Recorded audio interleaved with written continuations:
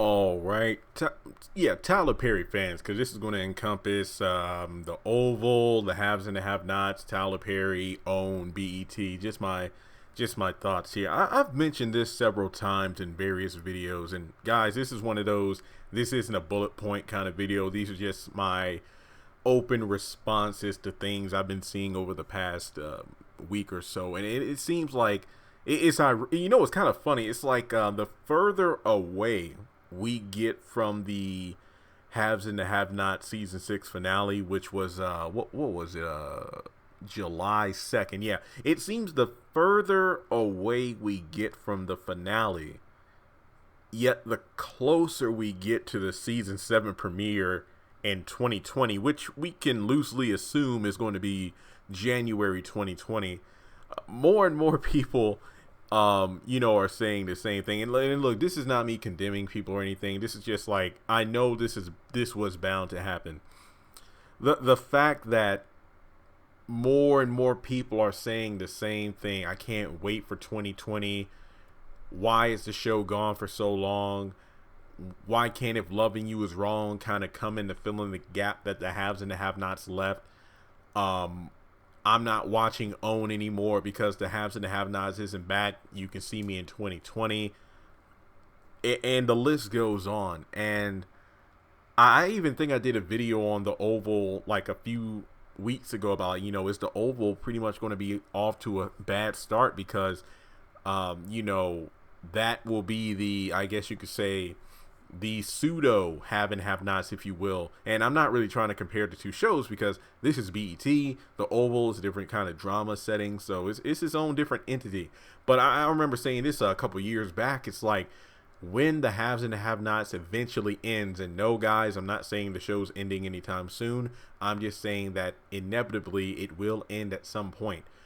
Whatever drama series Tyler Perry does next, not comedy, not sitcom, I'm talking another serious drama like the haves and the have-nots.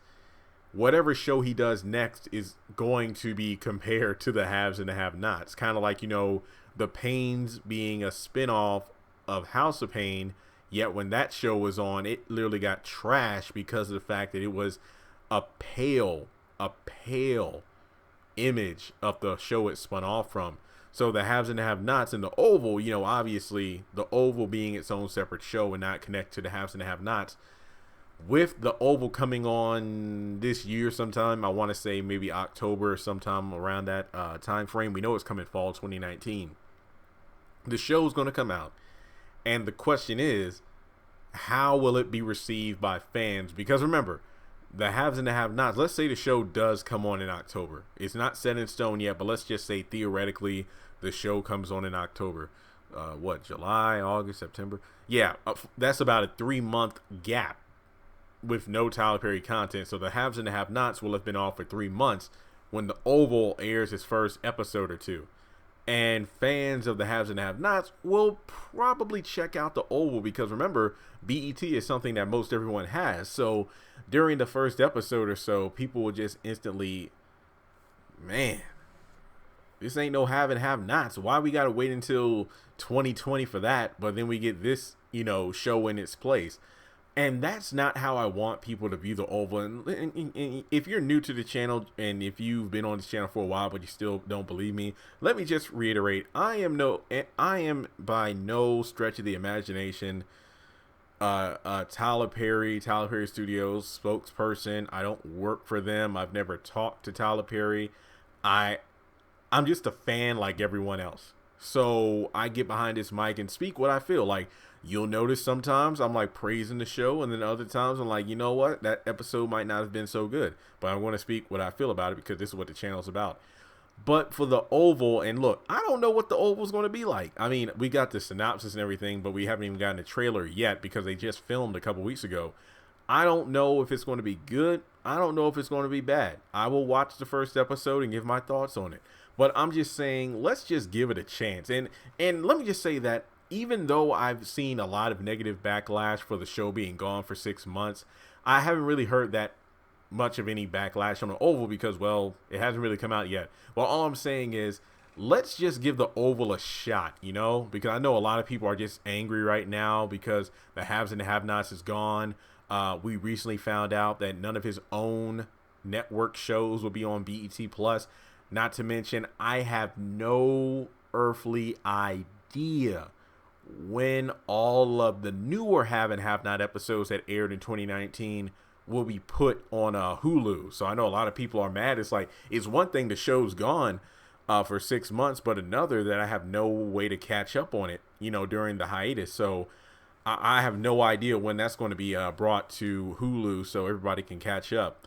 But I will say that I will give Oval it's just like Ambitions. I said it's not the haves and the have-nots, but you know what? I'll give it a shot. And I did watch this week's episode and last week's episode earlier today, and I will be doing episode reviews over the weekend. But yeah, I just have to say that, even though, excuse me, even though a lot of us are frustrated, just hang in there. I mean, my attitude is this.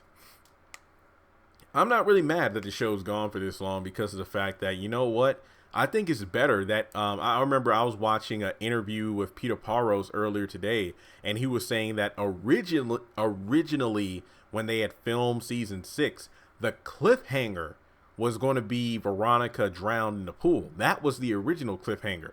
But then they decided to tack on a couple more episodes, so the finale was actually, Wyatt and the gun and everything. And I have to say, I'm actually glad they did that because Veronica in the pool, I would have been mad because it's like, okay, this is 3 seasons in a row where Veronica's death was the cliffhanger. You had when her and Melissa were in the car accident. You had when she fell off the balcony of the stairs, and then to have her drowned in the pool. But I mean, unlike the first 2, this one actually seems legit. Like David had every reason to want to kill Veronica. So to actually have that being a cliffhanger, I don't think it would have been bad. That would be interesting. What cliffhanger would have been better? Her in the pool or Wyatt killing his family? That would have been interesting. But I will say that, the Oval season 1 is supposedly 25 episodes. It's not really about politics. Tyler Perry was talking about how it's just like, when you have a family of, well, for a lack of a better phrase, just good-natured people in the world of corruption and politics, how will they react to it? Because I believe the president's wife, a white, he's married to a black woman. They have mixed kids, so it should be an interesting dynamic. So I'll just say this much. Let's give the Oval a shot, Will I compare it to the haves and the have-nots? I ain't gonna lie. I might actually do that because it is a drama series. So I might just say that I will be looking at the show closely to see if there are any particular elements of the Oval that are kind of taken from the haves and the have-nots. Or since it is BET, an entirely new network, will Tyler Perry literally just be going, hey, you know what? We're going to shake it up and make it this complete entity of its own where you might be able to draw comparisons to the haves and the have-nots, but it won't be as obvious. Because if Loving You is wrong, come on now, that's easily, you can like pick out have and have-nots, nods to story continuity in certain areas.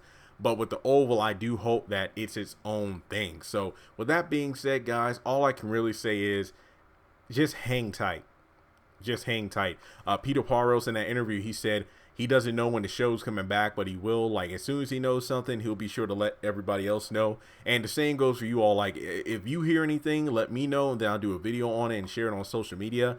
But let's just be patient. We can't rush away the time. Like I said before, in a couple weeks here, it's going to be college students everywhere. And I know some schools have already started up. And then it's going to be the holidays. And then next thing you know, 2020 will be here before you know it. So hang tight. It will happen. I'm sure it will be worth the wait. I mean, it better. All I'm saying is that season 7, episode 1, to have us waiting 6 months, it better be a hell of a season premiere. That's all I'm saying. But until that time, if you could do me a favor and hit that subscribe button, make sure you hit the bell notification icon. That way, when I post new videos on things, you won't miss out. And follow me on social media. Links are in the description below. And I'll talk to you soon. Congratulations on making it to the end of this video. If you like what you just saw, make sure to hit the thumbs up button, or if you have anything you would like to add to the video, make sure to leave your thoughts in the comment section below. If you want to keep up with me on social media, go to the description box. All of my links for social media are right there. Also, if you feel like you would like to donate to the channel, make sure to click on the link to PayPal. Any amount helps. $1, $5, $20. As a full-time YouTuber, any support from my fans really does mean a lot to me. Finally, make sure to hit the subscribe button as well as the bell notification icon. That way you're kept up to date on any new content I post to the channel. Once again, thank you so much for tuning in, and I'll talk to you in the next video.